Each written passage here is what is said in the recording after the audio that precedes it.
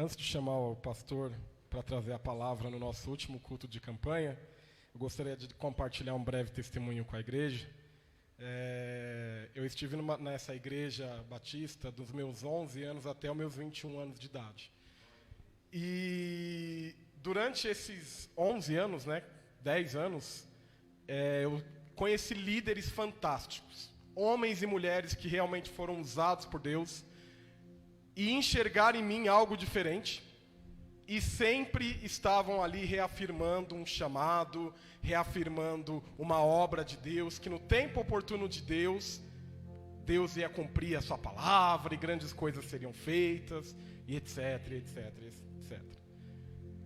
E esses anos se passaram, e esses líderes se passaram pela minha vida, só que existiu, no período desses 10 anos, um tempinho no final, que foi aquele tempo onde, todo mundo já sabia, já não era mais segredo para ninguém, e mesmo ali numa igreja não inclusiva, eu estava vivendo aquele conflito, eu estava vivendo aquele momento que para mim, que era um jovem de 22 anos, era completamente sombrio, assustador, e nós sabemos o quanto o inimigo é astuto nesses momentos e traz tudo aquilo que você até então nem sabia que existia, começa a chegar na sua vida, E eu costumo dizer aqui para o pessoal do louvor, um líder bom forma outros líderes. E eu tive um pastor nessa época que cuidou de mim. E talvez ele nem se lembre, mas ele me deu um apelido. Ele me chamava de parteiro. Ele falava, esse daqui é parteiro. E mesmo ali envolto daquele ambiente, que todos ali já sabiam que realmente estava acontecendo, ele não desistiu de mim em nenhum momento. Ele me apoiou, ele liberou palavras de bênção, ele me liberou palavras que fizeram eu continuar acreditando em mim.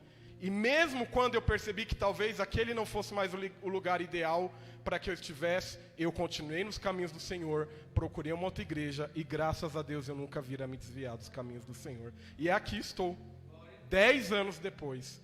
Então, pastor Leandro, eu gostaria de te agradecer por você ter sido um líder que formou um outro líder. E se hoje eu estou aqui, dividindo um pouquinho com essas pessoas daquilo que eu ensinei, isso também é para a honra e glória do Senhor pela sua vida. Muito obrigado, em nome de Jesus. Gostaria de te chamar para que você viesse ministrar a palavra.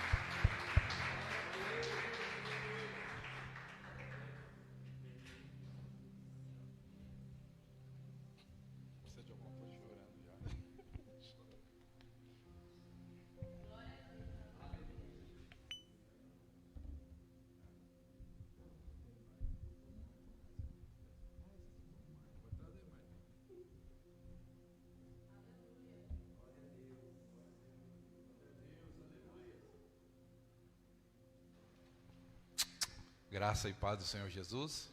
Amém. Você pode ficar de pé? Nós lemos a palavra de Deus.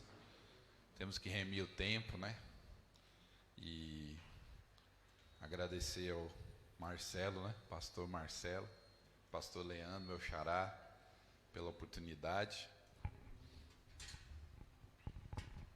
E eu já estava chorando antes de vir, agora aqui também. Oh, meu Deus. E, amados, para mim realmente é uma oportunidade estar aqui com vocês e conhecer, esta igreja, o pastor, O único problema dele é que ele é São Paulino, O problema já falei para ele que a Bíblia diz que Deus é fiel. Posso ouvir um amém aí? Mas dos pastores aí tem o Marcelo que é corintiano, então... Mas, amados, realmente para mim, com temor e tremor que eu estou aqui. Não mereço essas honras que o Marcelo falou. Mas, aproveitando que ele citou, quando a gente estava pastoreando essa igreja, ele estava lá, eu não sabia lidar muito bem com isso, E também fazendo o meu melhor, Sempre, eu nem lembrava mesmo de parteiro, mas é verdade, chamava ele de parteiro. E quando ele saiu, eu fiquei muito triste. Oramos muito e choramos. Depois eu saí daquela igreja, mas conversamos pelo Zap, E eu assim com muito medo, assim, Marcelo, você pode falar comigo? Aí ele falou, posso. E a gente tem essa amizade aí, glória a Deus pela sua vida, viu, Marcelo? Amados, abra sua Bíblia em João, Evangelho de João, capítulo 21. De pé mesmo, pode ficar de pé, todo mundo. Nós vamos fazer a leitura, no verso 1 a 19 aí. Os irmãos me dão um toque aí, sobe as plaquinhas quando estiver faltando 10 minutos, 15 minutos, que eu vou passando, tá? João 21, nós vamos ler, talvez já foi lido esse texto, não sei. Os irmãos estão aqui falando sobre Pedro, e eu vim para cá, né, como eu disse, com temor e tremor para falar sobre isso, né, encerrar a campanha, responsabilidade grande, né, encerrar a campanha de vocês. João 21, o verso 1 em diante diz assim, você achou aí, amém? Amém. A minha versão é NVI, mas pode acompanhar aí na que você tem, não tem problema. Diz assim: depois disso, Jesus apareceu novamente aos seus discípulos à margem do mar de Tiberíades.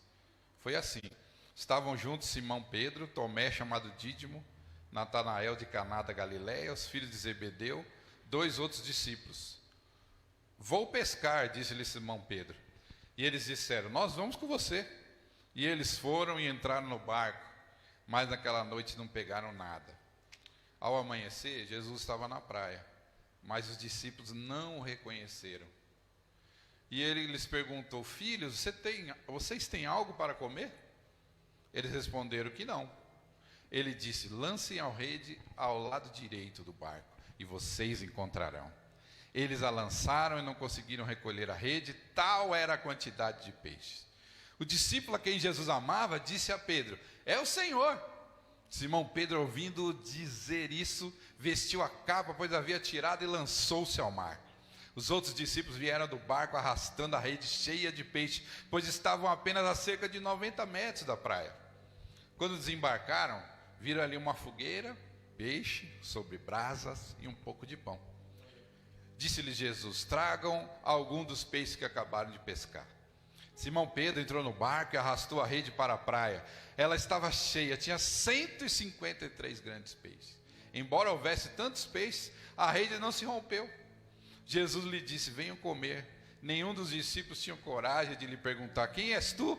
Sabiam que era o Senhor. Jesus aproximou-se, tomou o pão, deu a eles, dizendo mesmo com o peixe.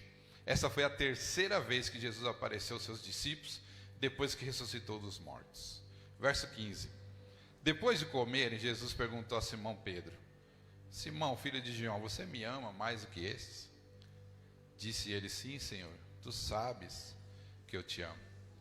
Disse Jesus, cuida dos meus cordeiros. Novamente Jesus disse, Simão, filho de João, você me ama? Ele respondeu, sim, Senhor, tu sabes que eu te amo. Disse Jesus, pastorei as minhas ovelhas. Pela terceira vez ele lhe disse, Simão, filho de João, você me ama? Pedro ficou magoado por Jesus ter lhe perguntado pela terceira vez, você me ama? E lhe disse, Senhor, tu sabes todas as coisas, e sabes que eu te amo.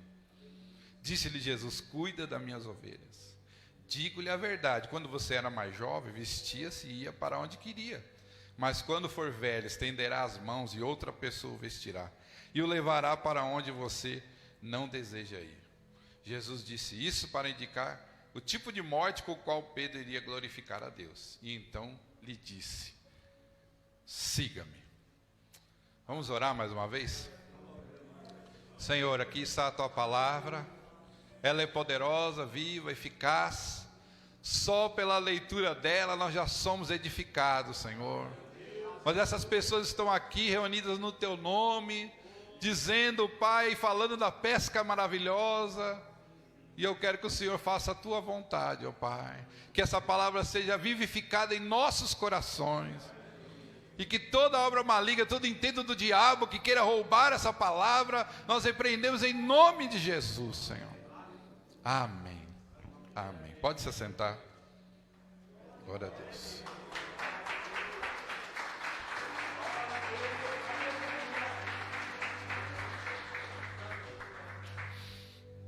Glória a Deus. Eu sou pastor batista, mas sou pezinho na assembleia, então eu sou batisbleia.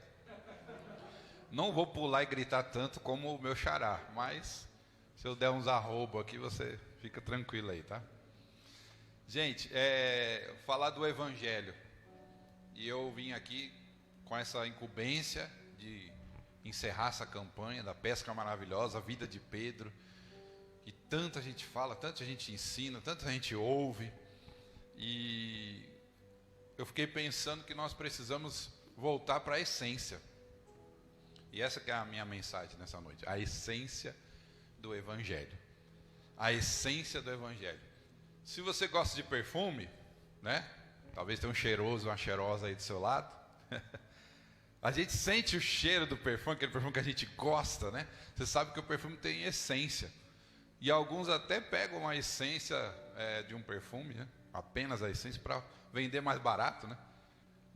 Porque o que importa é a essência, o que dá o cheiro, o aroma para o perfume. Mas esse perfume não é exatamente 100% original, vamos dizer assim, né? E eu estava pensando sobre isso, sobre essa questão de essência. Jesus tem uma igreja, Jesus ama uma igreja.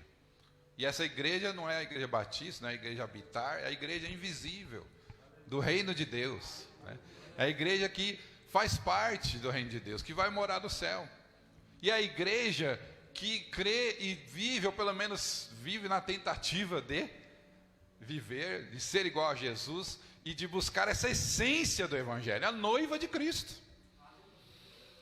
E pensar sobre isso faz a gente refletir exatamente que existem então outros evangelhos, outras coisas que parecem a essência. E eu penso aqui que nós não devemos adjetivar o Evangelho. O Evangelho é o Evangelho. Depois você coloca alguma coisa a mais do Evangelho, não é mais o Evangelho. O Evangelho é o Evangelho. Ele tem uma essência que mudou a todos nós. Eu já vou para 30 anos de convertido. Eu me lembro ainda hoje, aquele dia que eu entreguei a minha vida para Jesus. A essência do Evangelho entrou em mim. Mas a verdade é que a gente não vive na essência, né? A gente gostaria de ser essencial, né? A gente gostaria de ser assim original, autêntico, mas a gente não vive sempre na essência. E talvez a vida de Pedro, nesse texto aí, vai nos ensinar. Fica com a Bíblia aberta, por favor. Vai que, né, eu falo alguma coisa aí, você já pega aí, tá bom? Fica com a Bíblia aberta. Aliás, se eu posso ensinar aqui, sempre fica com a Bíblia aberta quando alguém está pregando. Amém? Seja Leandro, seja qualquer um, porque o que vale é o que está escrito. Amém, gente? Eu queria te dar um contexto histórico aqui. O texto está dizendo que Jesus aparece aqui nesse texto pela terceira vez aos seus discípulos, lá no Mar da Galileia. Alguns outros textos dizem Tiberíades, né? O Mar da Galileia. Não é bem um mar, é um lago grande, mas ele é chamado de mar. E o que acontece? Jesus realiza o milagre da pesca maravilhosa, que vocês estão dando aí o nome da campanha, né? E acontece aquela conversa com Pedro. E para mim, amados, volto a dizer, é o texto mais importante do Novo Testamento. Por isso que eu estou chamando de a essência do Evangelho. Lógico que toda a Bíblia é uma bênção, e a Bíblia, né, muda a nossa vida. Mas quando a gente busca essência, se eu pudesse, né, resumir aquilo que é essencialmente o Evangelho, é João 3,16, é a teoria. E a prática é João 21. É o João é o cara, né? João é o cara. E esse contexto eu quero que a gente pense exatamente sobre isso. Então, Leandro, o que é a essência do Evangelho? Você está falando aí, tudo bem, estou entendendo, de perfume, tá? Mas o que é a essência? Eu quero te dar, então, 3 características. Como bom batista, né? O sermão tem 3 pontinhos, tá bom? 3 características eu vou te dar para você entender, para você compreender e para refletir, né? Se você está vivendo isso na sua vida, independente de quem você seja.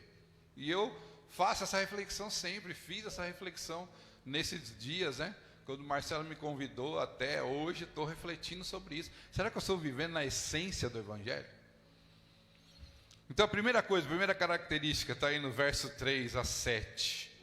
Primeira característica da essência do Evangelho: reconhecer Jesus como Senhor. Você pode falar comigo? Reconhecer Jesus como Senhor. É a primeira coisa. O verso 3 começa dizendo assim, Pedro falando, né? Vou pescar. Pedro tem um desejo aqui, queridos, de voltar atrás, de fazer aquilo que ele fazia antes. Será que bateu saudade? Porque no contexto Jesus está já morto, né? Ressurreto, E ele está aparecendo, segundo Paulo fala, né, que ele apareceu lá em 1 Coríntios 15. Paulo cita que Jesus chegou a aparecer aproximadamente para 500 pessoas, nos 40 dias, né, que ele ficou nesse processo. E nesse tempo, os apóstolos não foram os únicos que Jesus apareceu. E Jesus não estava mais ali com eles, não tinha mais aquela vida de discipulado, vamos dizer assim, né? Bateu no Pedrão para voltar atrás. Vamos pescar? Ele quis talvez ter a sensação de novo de pescador, né? O vento batendo no cabelo. Não é meu caso, que é difícil, mas já foi. O vento batendo, né? O cheiro do mar, o barulho das ondas, das aves. E ele consegue influenciar. Se você está no texto aberto aí, verso 3, 6 discípulos ele consegue influenciar. Nós vamos com você, Pedrão. Ele quis voltar atrás, nós vamos com você. Aí você pode pensar, pastor, mas você não está pegando muito pesado? Talvez seja só uma situação ali, né, que ele queira ir. Mas, amado, pensa comigo. O que o Pedro quis voltar atrás? Voltar a ser pescador. O pastor Leandro falou bem aqui, que ele já era pescador de homens. Por que ele desejou fazer? Eu não consigo ver isso como uma coisa inocente, principalmente nesse momento da vida de Pedro. Eu posso te afirmar sem medo de errar, Pedro, como eu e você, queremos voltar atrás muitas vezes. E sabe qual é o problema de voltar atrás? É que a vida anterior não é tão romântica assim, né? A gente fica pensando, na minha época. Às vezes passo a ver umas músicas no Facebook lá. Na minha época, fazia passinho. Fazia passinho? Não, você é mais novo que eu, né? Você não fazia passinho. Na minha época. A vida anterior não é tão romântica assim, queridos. A gente quer voltar atrás, a uma época talvez antes da igreja, ou uma situação que a gente achava que era boa, mas cuidado com isso. E aí, quando eles voltaram, foram nessa aventura, vamos dizer assim, nós somos pescadores, nós sempre pescamos. Eles foram lá pescaram o quê? Nada, fala comigo, nada. Ué, mas não eram pescadores? Não eram os bonzãos? Não sabiam fazer? O problema é exatamente esse, amados. Eles voltaram atrás, querendo fazer o que era, esqueceram do fardo, porque pescar, não sei quem é pescador aí, pescador que a gente faz de lazer é uma coisa, agora pescador profissional é outra. Tem fardo, tem trabalho, tem que acordar cedo, tem que saber o horário certinho de ir no mar, tem toda uma técnica. Talvez eles esqueceram tudo isso. E esse é um problema, quando a gente quer voltar atrás na nossa vida, a gente esquece que a vida anterior não era tão legal assim não, como a gente acha que é. Você quer mais? No verso 4 e 5, eles verem Jesus, o texto está dizendo que é Jesus, mas eles ainda não identificaram como Jesus. E para mim, o verso 4 diz assim, Jesus estava na praia, mas os discípulos não o reconheceram. Você está entendendo? Os discípulos não o reconheceram. Eles passaram 3 anos e meio com Jesus, testemunharam a morte brutal dele na cruz. Ele já tinha sido ressurreto, por outras 2 vezes já tinha aparecido. Agora Jesus aparece ali na praia, eles estão nessa brincadeira de voltar atrás na vida anterior. Quando Jesus aparece, quem é aquele cara lá? Não sei. Eles não reconheceram. O problema de querer voltar atrás é exatamente esse. Você não é mais quem você era e não será aquilo que Deus deseja que você quer ser, que você deve ser. Você está no meio. E aí? Complicado, né? E esse primeiro ponto, então, é importante a gente entender isso. Os discípulos já tinham se tornado pescadores de homens, mas eles agora estão vivendo uma crise de identidade. Por quê? Eu vou te responder por quê. Porque não reconheceram Jesus como o Senhor da vida deles. Jesus foi um momento legal. Puxa, que bom, o Messias viveu entre a gente, mas a vida voltou ao normal. Não, a vida não voltou ao normal. Se você teve um encontro com Jesus, sua vida nunca mais é a mesma. Nunca mais. Você está dando glória a Deus aqui, mas você já não fez como o Pedrão? Já não quis voltar atrás? Ai, meu Deus. E o maravilhoso é que Jesus tem misericórdia, né? Que eles falam assim, vocês não pescaram nada? Joga a rede de novo aí. Eles lançaram a rede, o que aconteceu? O milagre da pesca maravilhosa, oh aleluia. E aí quando o milagre acontece, finalmente aí eles caem e se reconhecem, é o Senhor. Deixa eu falar uma coisa para você aqui, reconhecer Jesus só depois do milagre, é sinal que nós não entendemos a essência do Evangelho. Quer dizer que Jesus tem que ficar fazendo milagre na sua vida. Ele pode fazer, Ele quer fazer. Deus é o maior interessado em nos abençoar, eu sei disso. Mas se você só reconhece a vida de Jesus, ou a atuação de Jesus na sua vida, quando Ele faz milagre, é isso que os discípulos, é isso que aconteceu na vida dos discípulos. Eles não reconheceram, você está com a Bíblia aberta aí? Não reconheceram que era Jesus. Quando eles fizeram o milagre, opa, é Jesus. Que triste uma vida cristã só por causa do milagre. Volto a dizer, eu quero que você me entenda, eu não sou contra milagre, eu também quero milagre, eu também preciso de milagre na minha vida. Mas se Jesus não fizer mais nenhum milagre na minha vida, eu não tenho casa própria, se Ele não me der casa própria, eu não tenho carro zero, se Ele não me der carro zero, Ele é o meu Senhor. Eu reconheço Ele como meu Senhor e Salvador. Porque se Ele tem que fazer milagre toda hora, para eu crer que Ele existe, que Ele é Deus, Ele é o Senhor sobre tudo, sobre a terra, sobre o mar, Ele faz o que Ele quer. Mas você entende isso? Que você está na mão dEle, que Ele é o Senhor, você é a propriedade. Pergunta para a pessoa do seu lado aí, quando você tomar uma aguinha, Jesus é o seu Senhor? Pergunta para ele aí.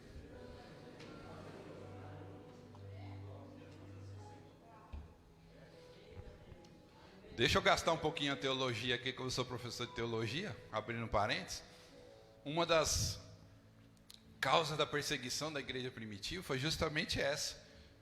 Os cristãos não chamavam César de Senhor. A palavrinha Senhor, no grego, é Kyrios. Fala comigo aí, Kyrios. Kyrios significa Senhor. Mas não é o Senhor no sentido de pronome, de tratamento que a gente usa, né? Senhor, senhora, não. Senhor no sentido de dono. Proprietário, pessoa que tem a propriedade de outro ou de alguma coisa e tem poder de vida e morte sobre a pessoa. Pode fazer o que quiser com a propriedade. Então, quando as pessoas chamavam César de Senhor, eles estavam dizendo isso: César é o meu dono, meu proprietário. Os cristãos não chamaram César de Senhor, porque só Jesus é o Senhor. Está entendendo? Só Jesus é o Senhor. Não tem outro Senhor. Talvez no português ficou desgastado, né? Por causa do uso. Mas, então a primeira coisa, primeiro ponto, a essência do Evangelho é: Jesus é o Senhor. Ele dando, Ele não dando, Ele fazendo, não fazendo, curando, não curando, Ele é o Senhor. Se Deus fizer, Ele é Deus. Se não fizer, se a porta se abrir, e se fechar? Se a doença vier. Você está falando aqui, glória a Deus, que Ele é Deus. Quero ver lá fora quando acontecer mesmo. Segunda coisa, versos 6 a 9. Se estamos falando da essência do Evangelho, a segunda coisa que eu entendo é confiar na provisão de Deus. Confiar na provisão do céu, desculpa. De Deus do céu, a mesma coisa. Fala comigo, confiar na provisão do céu. O verso 6 a 9 diz lá, Jesus falando para eles lançarem, né, a rede do lado direito. E eles então conseguiram, né, pescar muitos peixes. E o barco estava até sendo arrastado por causa dos peixes. Jesus pede para eles então, para que eles tragam os peixes que eles acabaram de pescar. Olha aqui para mim, eles pescaram. Pescaram sim. Você acha que tem um emprego porque você é o cara, né? Seu currículo é bom, né? Você acha que você tem sucesso em determinada área porque você Ah, eu fiz por onde? Jesus pediu para eles trazerem os peixes que eles acabaram de pescar. Eles trabalharam a noite toda, pescadores profissionais, não pescaram nada. Jesus é que deu o peixe para eles. E quer saber mais a verdade? Se você está com a Bíblia aberta aí, nem precisava desses peixes, porque quando eles chegaram na praia, já estava o churrasco de peixe pronto. Então aí você fica pensando, para que Deus nos dá? O pastor falou aqui de dinheiro. Deus precisa do seu dinheiro? Não precisa. Quando você vem com o dinheiro, Ele é o Deus dono do ouro e da prata. Mas eu gostei do que está escrito no envelope. A questão é a fidelidade. Qual é a fidelidade? Qual é o valor, a motivação? Não é o valor financeiro. A motivação que você tem em dar. Essa é a questão. Confiar na provisão do céu. Que você pode ser um grande sucesso. Mas talvez no céu você não é tão sucesso assim. Os discípulos eram pescadores profissionais, não pescaram nada, tiveram que receber a ajuda de Jesus. E interessante, se você está com a Bíblia aberta aí, o texto fala que eles pescaram 153 grandes peixes. Se você for algum comentário, não sei se você já estudou sobre isso, os comentaristas dizem que 153 é um número assim marcante, porque era o número de espécies de peixes que se sabia da época. Você não entendeu, senão você não deu glória. Naquela época, lógico, né, que hoje tem muito mais ciência, né, muito mais biologia, se sabe de muitas mais espécies. Mas naquela época, segundo os comentaristas estudiosos, se sabia que existiam 153 espécies de peixes. Ou seja, quantos peixes eles pescaram? Para mostrar o quê? Que Deus é o Senhor de tudo, todos os peixes. Será que foi um de cada espécie, Marcelo? Não sei, né? Será que foi um baiacu, um tubarãozinho? Não sei, aí a gente vai especular. Mas 153 peixes, naquela pesca maravilhosa, estava dizendo para os discípulos: ei, eu não preciso de nada de vocês, a provisão vem de mim. A provisão vem do céu. E se você entende o que é o Evangelho, para de ficar reclamando das coisas. Você não é crente? Você não entende o Evangelho? Confia na provisão do céu, amado. Tudo que nós precisamos, Deus vai nos dar. Se a gente precisa de peixe, Ele vai nos dar. Se a gente precisa de emprego, Ele vai nos dar. Se a gente precisa de alimento, Ele vai nos dar. Confia na provisão do céu. Filipenses 4,19, não abre aí por causa do tempo, mas diz assim: o meu Deus suprirá todas as necessidades de vocês, de acordo com as suas gloriosas riquezas em Cristo Jesus. Aleluia. Aleluia. Agora, a gente quer suprimento, que a gente quer provisão. Mas a provisão é mais do que o material. A provisão de Deus é muito mais do que Ele pode nos dar. Porque talvez a gente fique assim meio, se eu posso usar essa palavra, viciado, né? Na benção. Eu vou no culto para receber a benção. Não é nem benção, a gente fala benção. E aí, como é que foi o culto? Recebeu a benção. Porque a gente vai no culto pensando naquilo que a gente tem que receber. Ou a nossa relação com Deus é aquilo que a gente tem que receber. Você ora com certeza? Eu creio que você ora. Vou virar aqui de costas. Quem ora todo dia aí, levanta a mão. Senhor, eu sei que todas as mãos são levantadas agora. Eu sei, Senhor. A sua oração, eu tenho certeza que é assim, que nem a minha. Senhor, obrigado, que o Senhor é um Deus maravilhoso. Te agradeço por tudo. Senhor, me dá. Mas não dá nem um minuto. Nem para dar uma enrolada no agradecimento. Não, por quê? Porque muitas vezes a gente não confia na provisão. Não confiamos na provisão. O texto diz aí: venham comer. Isso é interessante isso, né? Está com a Bíblia aberta aí? Quando ele fala venham comer, ele já disse isso antes para os discípulos, não foi? Lá na Santa Ceia. Tomou o pão e os peixes se repartiu, como ele fez na Santa Ceia. A provisão sai das mãos dele. Na última refeição, Jesus pegou o vinho, que não representava mais a alegria pela libertação do povo de Israel no Egito, agora era o sangue dele, a libertação espiritual. Jesus pegou o pão e repartiu, e não era mais o pão que representava aquilo que eles comeram lá no Egito, não, agora o pão representava a sua carne, o seu corpo. A ceia simboliza a presença, o que os irmãos católicos dizem, Eucaristia, a presença de Deus. E quando falamos de provisão, não podemos desassociar da presença de Deus. E essa é a questão. Muita gente não entende a essência do Evangelho, porque faz essa divisão. Provisão é uma coisa, presença é outra. Não, a provisão de Deus é a presença. E é na presença de Deus que tem provisão. Você quer uma prova disso? Ah, pastor, você está inventando. Não estou. Êxodo capítulo 25, anota aí, você pode ver depois, verso 30, quando fala lá das partes do tabernáculo, tem uma parte chamada a mesa dos pães. E sabe como é que era o nome completo daquela mesa que tinha os pães? Mesa dos pães da presença. Você não entendeu? Mesa dos pães da presença. Quando os sacerdotes pegavam pedaços daqueles pães e comiam, eles não estavam representando ali figuradamente a provisão de Deus apenas, mas a presença do próprio Deus.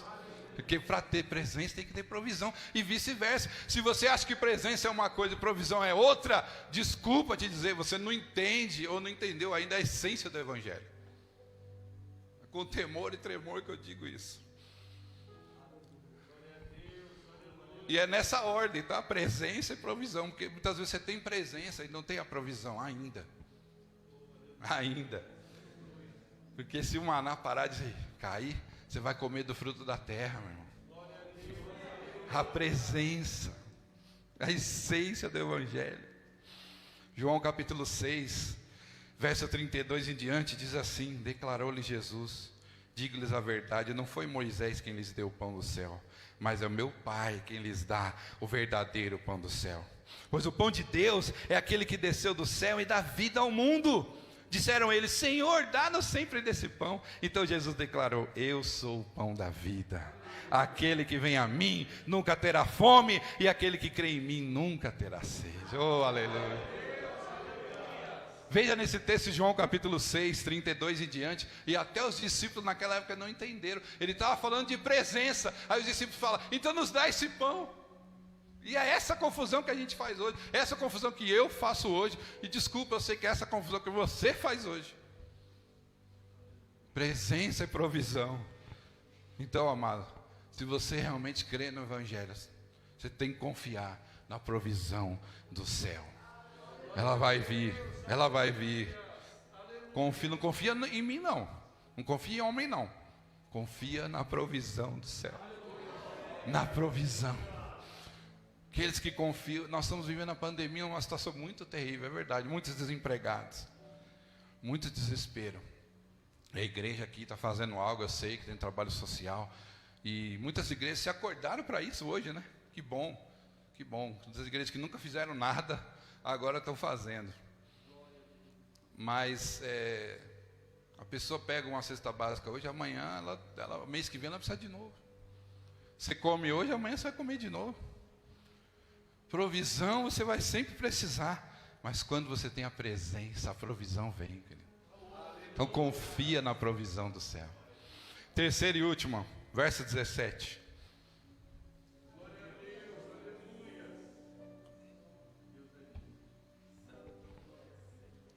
Confessar quem somos de verdade. Fala comigo, eu preciso confessar quem eu sou de verdade.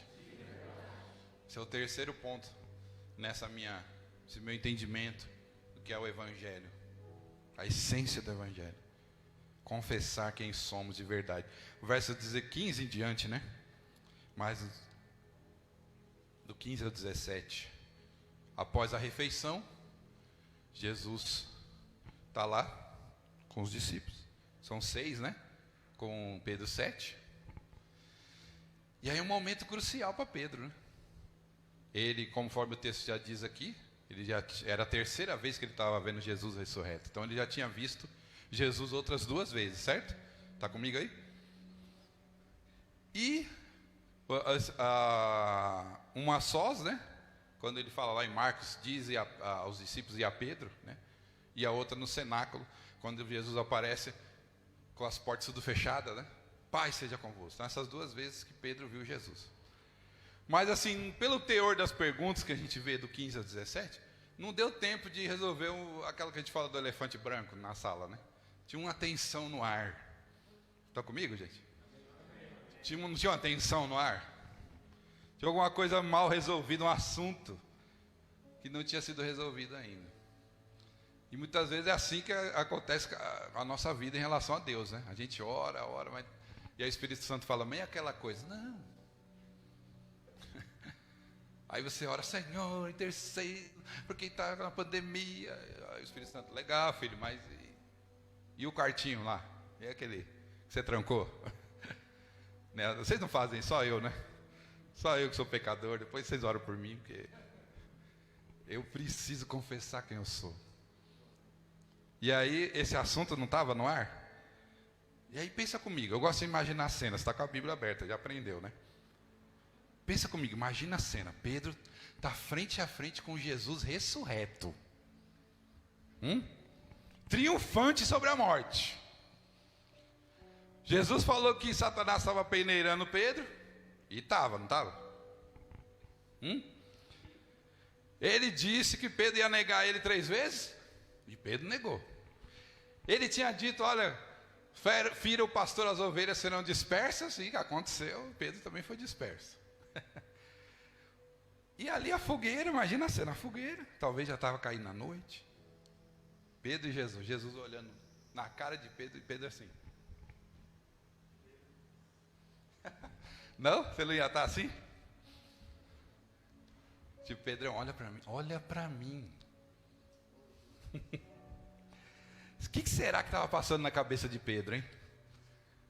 Eu gosto de imaginar a cena. O que será que estava passando? Será que ele estava dizendo assim, será que ele vai me punir? Será que ele vai me perdoar? Como que ele vai me tratar agora? Porque pensa, se coloca no lugar de Pedro, você fez tudo isso, negou o cara 3 vezes, o cara morreu, ressuscitou, está na tua frente.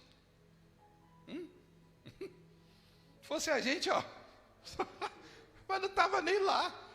Quando viu do barco, é Jesus, gente, tchau, minha mãe está me chamando, minha esposa. Que? Encarar Jesus de frente? É para quem sabe o que é o Evangelho. É para quem entende a essência do Evangelho. Pedro sabe que é traidor. Judas já tinha morrido, né? De morte suicidada, né? Suicidou-se a si mesmo. Para ser assim, né? Redundante. E entra essa conversa maravilhosa. Rompe o silêncio, né?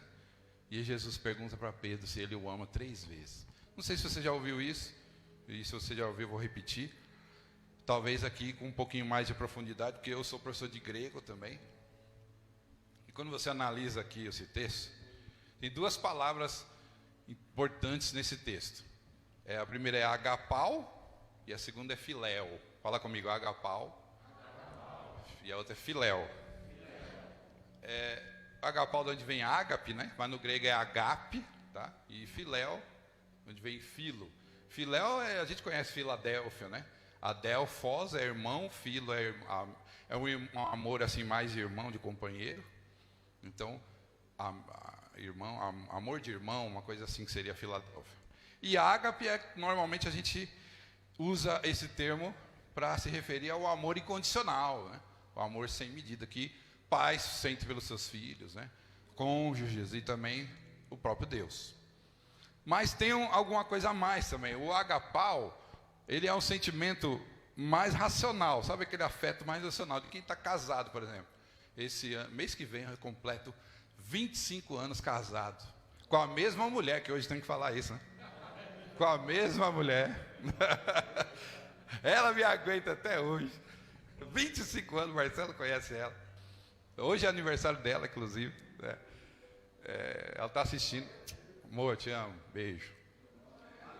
25 anos. Então o que eu sinto pela Viviana é o agapau, é esse amor, esse afeto mais racional, que já deu tempo, entendeu? Já está mais maduro. É um amor de relacionamento. E por isso ele é incondicional, estão entendendo? O filéu, ele é um amor também. Pode ser não só por irmãos e companheiros, mas também entre as pessoas, né, que se gostam. Mas o amor filéu, ele é um amor assim mais impulsivo, sabe aquela paixão que não deu tempo ainda para amadurecer. É um sentimento, é uma paixão. No literal seria traduzido por estou apaixonado, né? A gente faz aquela pessoa, né? A pessoa por quem você está apaixonado é uma, a pessoa real é outra, não é isso? Não tem nada a ver, né? Não tem nada a ver. A pessoa que você está apaixonado não existe. A pessoa real é outra. Mas a gente fala, ele é São Paulino. São Paulino. Ele come e não lava o prato. Que lindo, deixa o prato para eu lavar. A gente não vê os defeitos quando está apaixonado, né? Isso não acontece com vocês, né? Graças a Deus. Deus está falando aí, amém?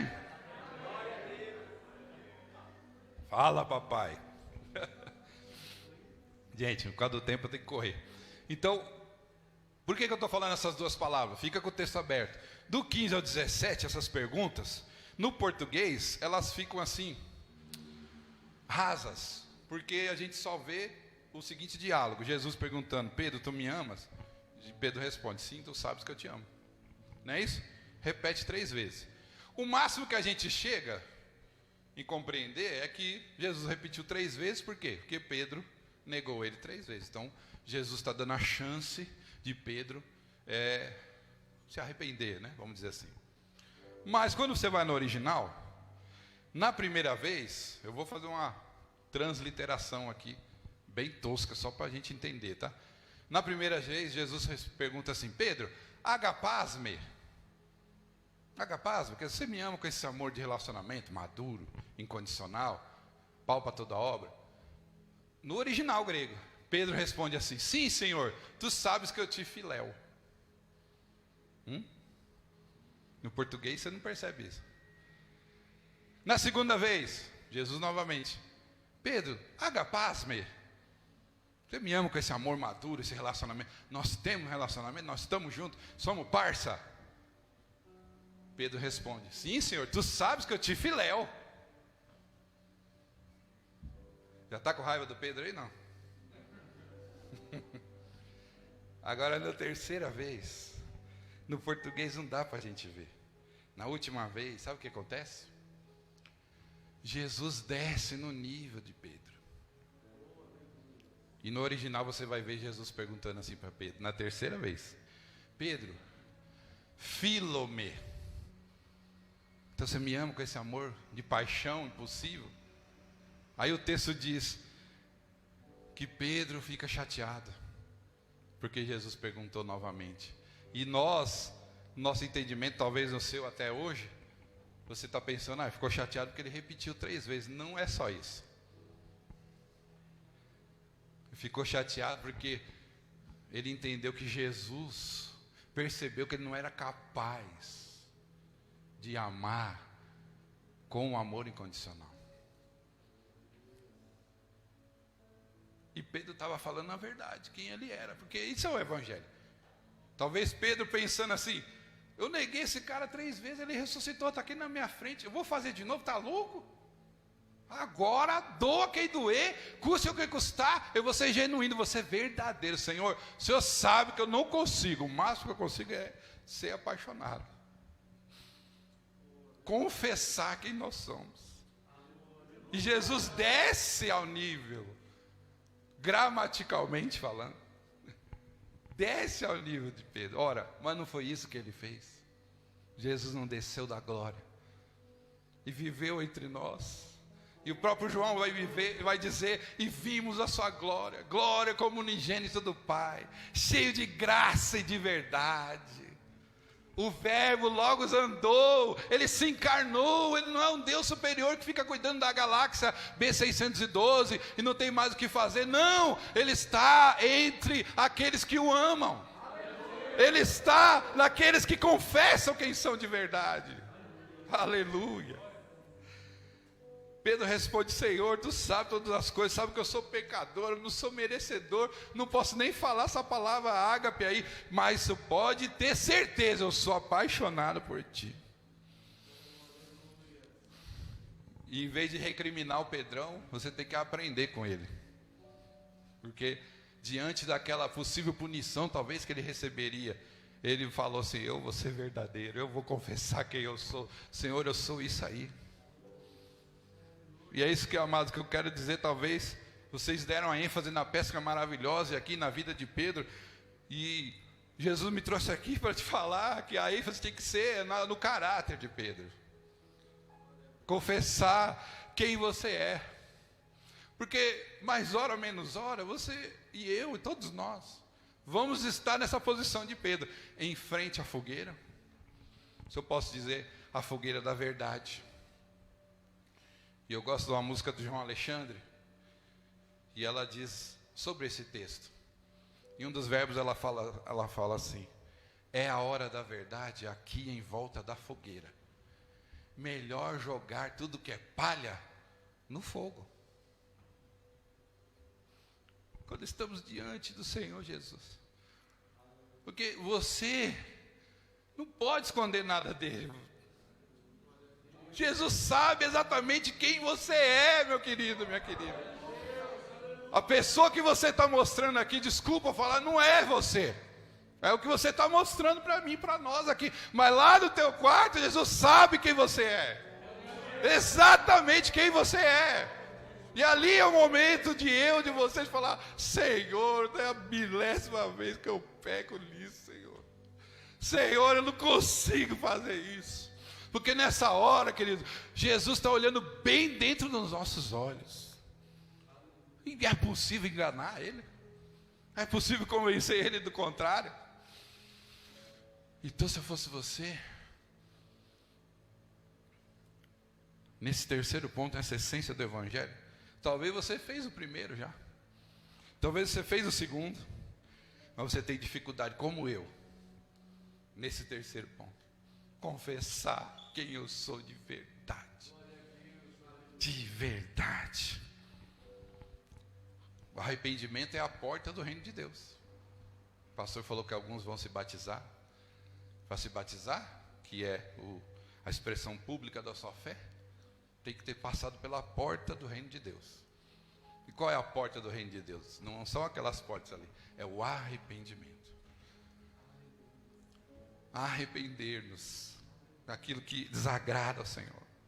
O arrependimento é uma atitude, Cristo sabe. Pega as cartas de Apocalipse, todas as cartas, ele começa exatamente do mesmo jeito: conheço as tuas obras. Conheço as tuas obras. Eu vou concluir. Nós vamos orar. Jesus tinha feito o milagre da pesca maravilhosa no início do seu ministério. Sabia disso? Lucas capítulo 5. Você pode ler? O mesmo lugar, mesmos discípulos, a mesma ordem. Lancem a rede. Interessante isso, né? E agora, antes de subir ao céu, porque esse texto é o final já, Jesus daqui já vai subir ao céu, vai ter a assunção dele. Ele repete esse mesmo milagre da pesca maravilhosa. Por quê? Pensa aí enquanto eu tomo mais um golinho d'água. Tomo muita água, não entendi. Por que Jesus repete o mesmo milagre do começo do ministério no final do ministério? Por que ele repete? Por que ele faz milagre na nossa vida? Por que ele é presente se a gente falha em reconhecer Ele como Senhor? Se a gente falha em confiar na provisão do céu, e se a gente não confessa quem somos ou quem somos de verdade, por que Ele continua nos amando? E mais, Ele ainda diz: segue-me. No verso 19 nós lemos isso, no finalzinho, né? Siga-me, segue-me. Ele continua falando isso. Por quê? Por quê? A essência do Evangelho e o porquê da pesca maravilhosa, como o pastor falou, não está no milagre em si, mas nessa essência do Evangelho. Qual que é? Não está nas nossas atitudes, está na obra que Ele fez, na cruz do Calvário. Como eu disse, o Evangelho não deve ser adjetivado. O Evangelho é a boa notícia, a boa nova. Jesus é o Salvador e o Senhor. Nada do que nós façamos vai mudar isso. Você não tem mais merecimento ou menos merecimento. É só pela cruz, é através da cruz.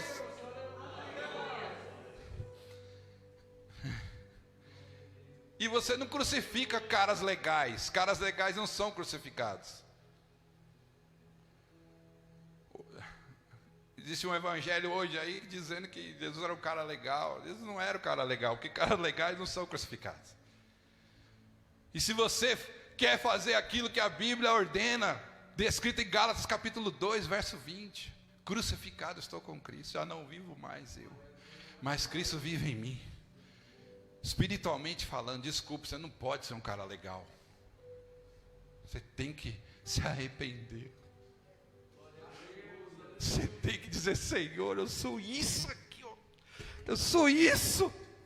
Eu faço isso. O pecado tem nome, chama o pecado pelo nome. Confessa diante da cruz e receba a boa notícia. Ele pode te perdoar. Se confessarmos os nossos pecados, Ele é fiel e justo para nos perdoar e nos purificar de toda injustiça. Nós devemos reconhecer que Ele é o Senhor, mas se preciso for, Ele vai fazer milagre para nos abençoar. Temos que confiar na provisão do céu, mas se nós confiamos no nosso próprio braço, muitas vezes como nós fazemos, o Senhor vai nos dar a provisão. Ele é Pai. Nós devemos confessar quem nós somos, mas se nós falharmos, escondermos, Ele fica só esperando, que mais hora, menos hora, você vai estar na fogueira da verdade. Não tem como escapar disso não. Para mim, esse é o momento da conversão. E se você não passou por isso ainda, eu acho que você deve rever algumas coisas na sua vida cristã. E se você já passou por isso, a fogueira da verdade é um lugar que você deve voltar de vez em quando. E quando você voltar, você vai achar o peixe grelhado, você vai achar a provisão. Não vai precisar, desculpa pastor, entenda o que eu vou dizer, não vai precisar fazer campanha, não vai precisar dar nada, porque já tem tudo lá. Só que diante da fogueira, você vai ver os olhos como chama de fogo olhando para você. E não tem como falar outra coisa: Senhor, tem misericórdia de mim. Eu sou pecador. Queria que você baixasse sua cabeça. Eu pedi para o Marcelo aí colocar uma música. É rapidinho, 3 minutinhos a música. Essa música que eu citei, do João Alexandre, chama Vou Pescar.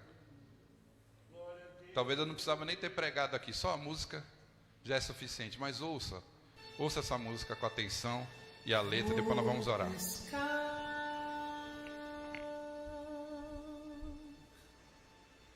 Parece que acordei de um longo sono.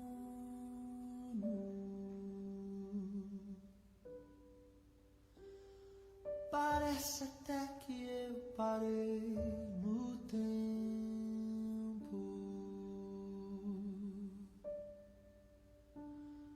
Parece até que nada aconteceu. Vou pescar, quem sabe ele apareça novamente. Quem sabe volte a me chamar de amigo. Quem sabe chegue andando sobre as águas.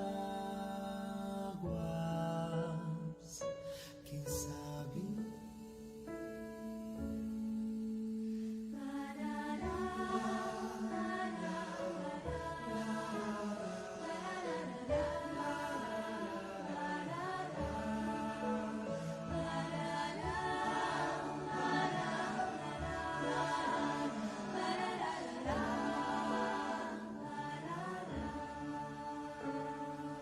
O homem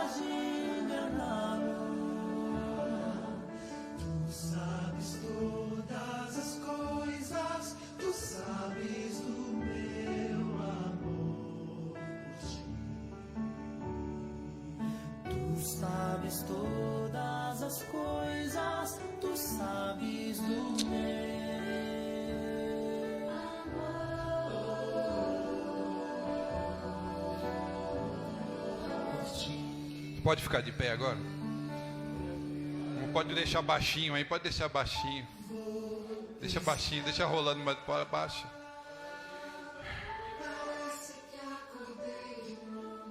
Pode abaixar o som.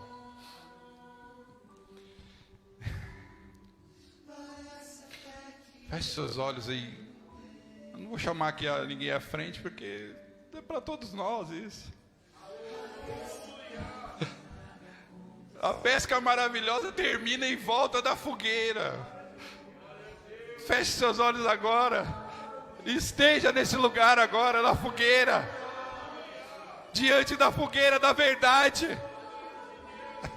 E se eu fosse você, eu começava a entregar tudo para o Senhor. Senhor, é isso, eu sou isso, eu faço isso. Senhor, me perdoa, Senhor, me perdoa. Me perdoa porque eu te neguei, me perdoa porque eu fui disperso, me perdoa pela minha negligência, me perdoa pelo meu egoísmo, me perdoa porque eu não consigo renunciar por causa do teu amor. Faz isso agora, mano. Feche seus olhos aí, fala com Ele. Fala com Ele. Fala, Deus, a fogueira. Olha diante dos olhos, olha bem dentro dos olhos. Olha bem dentro dos olhos. Aleluia. Fala isso para Ele. Tu sabes, Senhor. Tu sabes todas as coisas, Senhor. Tu sabes do meu amor por Ti. Espírito Santo de Deus, eu fiz aquilo que o Senhor mandou. Eu preguei o Evangelho, Pai. Eu deixo os resultados contigo, Senhor. Move, Espírito Santo, nos corações que devem ser movidos. Cura aqueles que devem ser curados, ó Pai. Restaura aqueles que devem ser restaurados. Levanta os abatidos.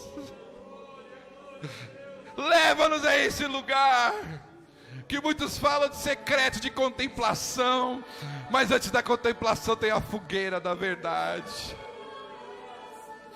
Me perdoa, Senhor, me perdoa, Pai, me perdoa, perdoa. Muitas vezes eu sou como Pedro no início do seu ministério, não consigo ser como Pedro no final. Me ajuda, Pai. O Senhor está me agapando e eu só estou de filéu, Senhor. O Senhor espera um relacionamento maduro comigo. E eu digo que eu sou apaixonado, pois sou apaixonado. Transforma a minha vida, transforma essas pessoas aqui, meus irmãos. Em nome de Jesus. Aleluia.